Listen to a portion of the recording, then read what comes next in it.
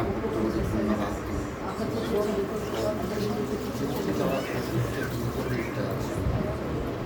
তোমার পবিত্র হস্তের বর্ষে তাদেরকে তুমি ধন্যবাদ দিই।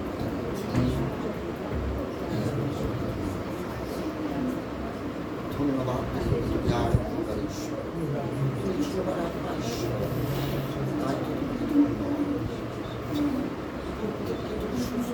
সবল করছো প্রভু।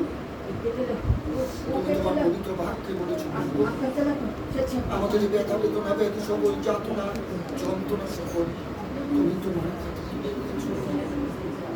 আর প্রভু তোমার কত সকল দ্বারা আমরা প্রত্যেকে আরম্ভতা পেলাম। তোমার কত সকল দ্বারা আমরা প্রত্যেকে সুস্থ তোমার পবিত্র যিশু নামে। তাই তোমাকে ধন্যবাদ। তুমি জানো আমাদের মণ্ডলের কারা অসুস্থ পবিত্র মধ্যে আছে। তুমি প্রত্যেকের নাম দেবো তোমার কাছে আছে, তোমার কাছে অজানা কিছু নেই। তাই তোমাকে ধন্যবাদ দিই।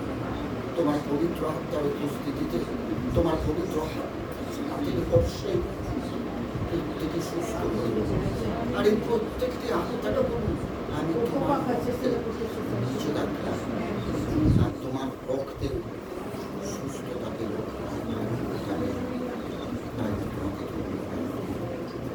আর তোমাকে ধন্যবাদ হ্যাঁ প্রভু যারা অর্থনৈতিক দিক থেকে দুর্বল তাদেরকে তুমি সবল করছো। তুমি জিহ্বা জীব হ্যাঁ প্রভু তোমাকে জবান তোমাকে ধন্যবাদ। তুমি আমাদের প্রত্যেকে বিশ্বাসকে বৃদ্ধি করো যেন প্রভু আমাদের নির্ভরতা তোমার সে বিশ্বাস তুমি কেননা প্রভু বিশ্বাসে আমরা সমস্ত কিছু করতে পারি। তুমি তোমার বাক্যে বলেছ খ্রিস্ট যিশু যিনি আমাদেরকে শক্তি দিয়েছেন তার মাধ্যমে আমরা সমস্ত কিছু করতে পারি।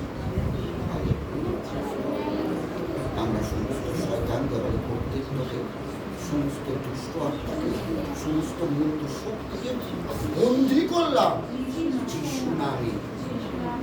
আর তুমি পিতা প্রত্যেকের ব্যবসা বাণিজ্যকে অর্থনৈতিক ক্ষেত্রকে তুমি তাদের দুয়ার করে দেবে তোমার আলোর দুয়ার।